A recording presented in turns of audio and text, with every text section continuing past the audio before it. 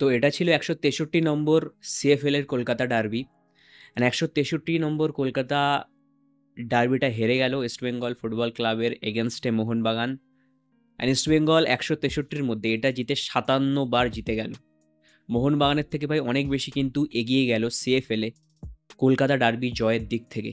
মোহনবাগান জিতেছে সিএফএলে ৪৭টা Kolkata derby out of 163, and East Bengal জিতেছে 57। তো 10টা এক্সট্রা উইন কিন্তু আছে রাইট নাও ইস্টবেঙ্গলের কাছে কলকাতা ডার্বিতে সিএফএলে। বাদবাকি ম্যাচগুলো কিন্তু সিএফএলে ড্র হয়েছে। অ্যান্ড ফার্স্ট স্টার্ট হয়েছিল আজ থেকে ১০০ বছর আগে সিএফএলের কলকাতা ডার্বি ১৯২৫ সালে। ১০০ বছর হয়ে গেছে আর।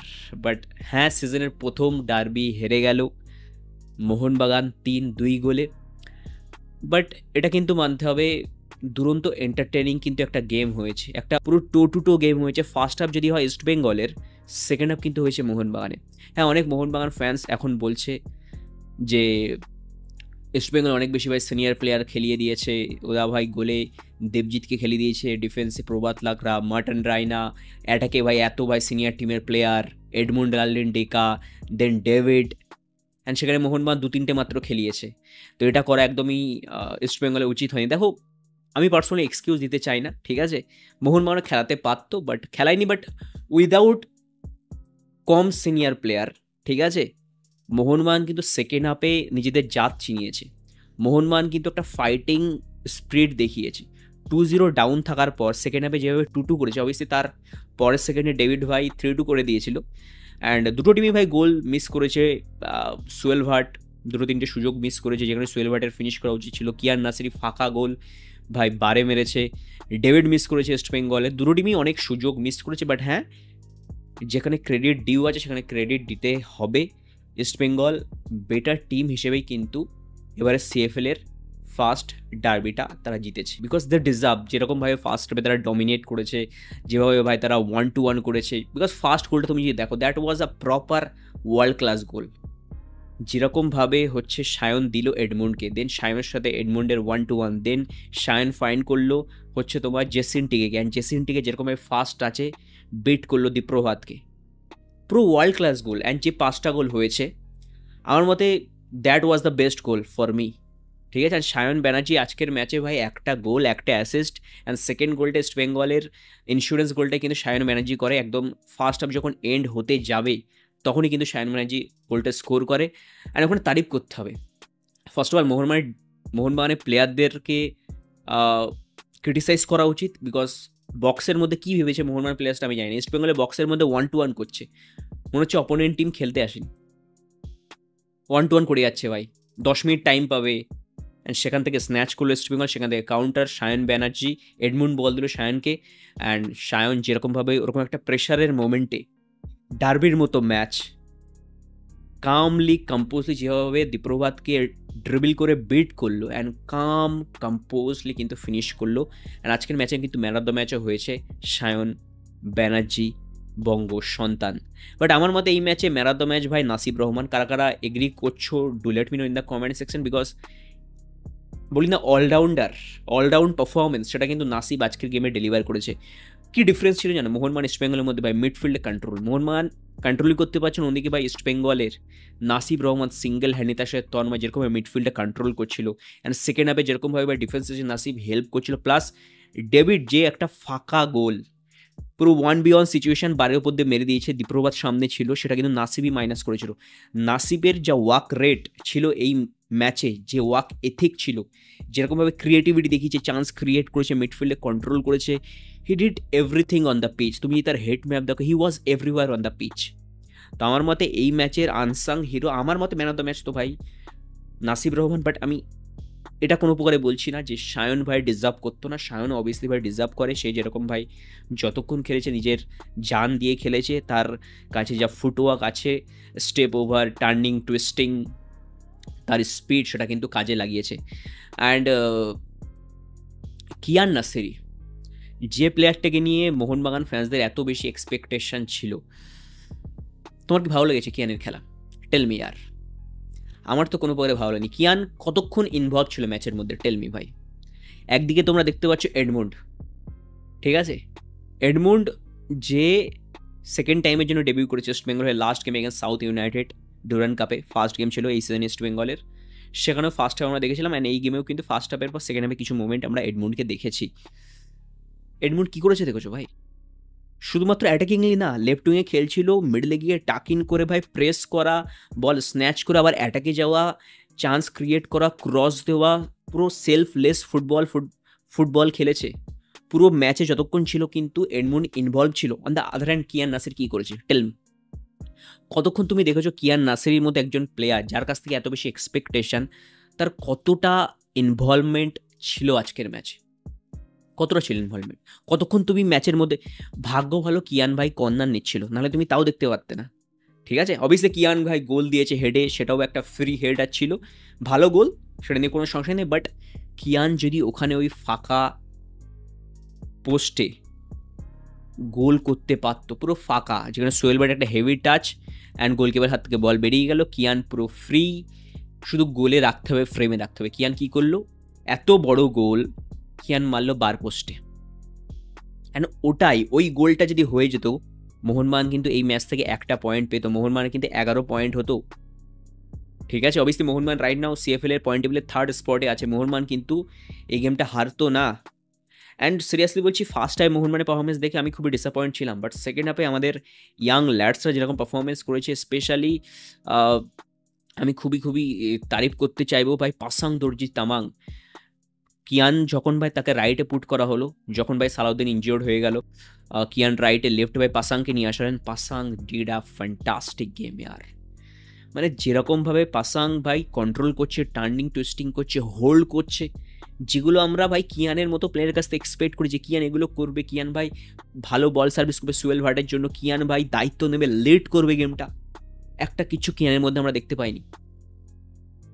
এই গেমে মোহনবাগানের জন্য পজিটিভ পয়েন্ট, যেটা আমি আগেও বলেছি ভাই, মোহনবাগানের রাইট নাও নিউক্লিয়াস ইঞ্জিন ভাই মিগমা শেরপা, 80 নম্বর জার্সিদের প্লেয়ার, যাকে আমি সিএফএল যে কটা গেম দেখেছি প্রত্যেকটা গেমে কিন্তু আমি মিগমা শেরপার কথা বলেছি, যে কটা ওয়াচ অন করেছি সেখানেও বলেছি he is the main man. আজকে সন্দীপের পারফরমেন্স অতটা ভালো ছিল না, দ্যাটস সন্দীপের তুলনায়। অ্যান্ড আমি তো কোনো প্রকারে ভাই আমাদের কোচকে দোষারোপ করতে চাই না, কোনো প্রকারে দোষারোপ করতে চাই না, বিকজ কোচ যে সাবস্টিটিউশনগুলো করেছে, যে ট্যাকটিক্সের চেঞ্জগুলো নিয়েছে, যেরকমভাবে সন্দীপ মালিককে যখন তুলেছিল আমি ভাই একটু হার্শ হচ্ছিলাম, বাট সেগুলো কিন্তু ওয়ার্ক করেছে। টংসিন আসার পরে এফেক্টিভ লেগেছে, বাট কারান রাইকে খেলানোর কোনো রিজন, কিয়ান নাসেরকে এতক্ষণ ধরে খেলানোর কোনো রিজন আমি খুঁজে পাইনি ভাই। ঠিক আছে, অ্যান্ড আরও একটা প্লেয়ারের কথা বলতে হয়, যে প্লেয়ারটার দুটো গোলের ক্ষেত্রে মোহনবাগানের ইনভলভমেন্ট ছিল, that was none other than our right back Leewan Castanha. First গোলটা ওখানে যেরকমভাবে তোমার দীপেন্দু রাখে, ব্যাকহেড করে রাখে, সাজিয়ে দেয় বলটা, অ্যান্ড যেরকমভাবে ফিনিশ করে লাকিও ছিল, 2-3টে প্লেয়ারের পার ফাঁক দিয়ে, মোহনবাগানের প্লেয়ার পার ফাঁক দিয়ে, দেন দেবজিতের পার ফাঁক দিয়ে গোলটা হয়ে যায়। অ্যান্ড সেকেন্ড গোলটার ক্ষেত্রে কিয়ানকে যে অ্যাসিস্টটা করেছিল, কিয়ানকে যে ক্রসটা করেছিল, সেটা কিন্তু লিওয়ান কাস্তানাই। তো আমার মতে লিওয়ান কাস্তানা যথেষ্ট কিন্তু চেষ্টা করেছে, মানে কিছু প্লেয়ার আছে, লিওয়ান কাস্টানা খুব চেষ্টা করেছে, দীপেন্দু খুব চেষ্টা করেছে। আমাদের ডিফেন্স হয়তো ভাই উইক লাগছিল, বাট আদিত্য সেকেন্ড হাফে এসে, দেন কথা যদি বলি দীপেন্দুর কথা বলো, বিলালের কথা বলো, আমাদের এই ইয়াং ডিফেন্ডাররা প্যানিক করছিল, বাট চেষ্টার কোনো কমতি ছিল না। আমাদের মেন প্রবলেম ছিল মিডফিল্ডে, আমাদের মেন প্রবলেম ছিল আমাদের অ্যাটাকাররা নিচে এসে ভাই ট্র্যাক ব্যাক করে প্রেস করছিল না, যেটা আমরা ইস্টবেঙ্গলের প্লেয়ারদের কাছ থেকে দেখছিলাম ভাই। ওদিক থেকে শাইন এসে প্রেস করছে, এদিক থেকে ভাই তোমার এডমুন্ড এসে প্রেস করছে ফার্স্ট হাফে, মানে বল লুজ করছে, 3-4 সেকেন্ডের মধ্যে বল আবার interception, then attack, loose interception attack, মানে এত সুন্দর তারা প্রেস করেছে, মানে they are playing with a proper team ভাই। যে বল লুজ করলে আমাদের 3-4 সেকেন্ড 5 সেকেন্ডের মধ্যে আবারও ভাই আমাদের বল কালেক্ট করতে হবে, অ্যান্ড কন্টিনিউয়াসলি সেরকম খেলা তো পসিবল না, যেটা আমরা ফার্স্ট 20 মিনিটের পরে দেখতে পাচ্ছিলাম যে ইস্ট বেঙ্গলের প্লেয়ার্সটা একটু হাঁপিয়ে গেছে, অ্যান্ড সেটার কিন্তু সুবিধা নিয়েছিল মোহনবাগান সেকেন্ড হাফে। বাট ড্র করার পরেই ভাই, তার পরের মিনিটে বা পরের মুহূর্তেই ভাই মোহনবাগান গোল খেয়ে যায়।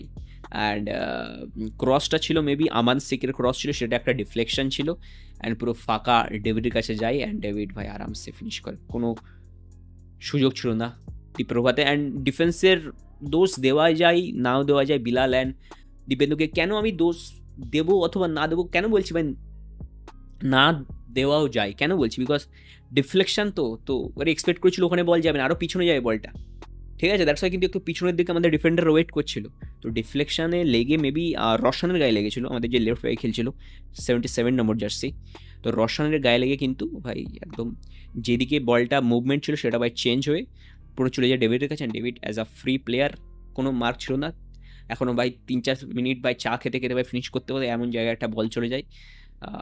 তো দুটো গোল হয়েছে এরকম যেখানে ভাই পুরো একদম ফ্রি ম্যান ছিল, একটা হচ্ছে ভাই ডেভিডের গোলটা আর একটা হচ্ছে ভাই কিয়ানের গোলটা, মানে লাস্ট দুটো গোলই।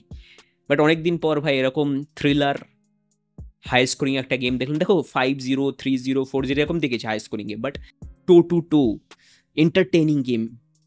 একটা টিম ভাই 2-0 এগিয়ে গেছে, যেখানে ভাই মনেই হচ্ছে ইস্ট বেঙ্গল আনার্সি গেমটা যে সেকেন্ড হাফে মোহনবাগান কাম ব্যাক করে দিয়েছে ভাই 2-2, দেন আবার ভাই ইস্ট বেঙ্গল কাম ব্যাক করে গেছে।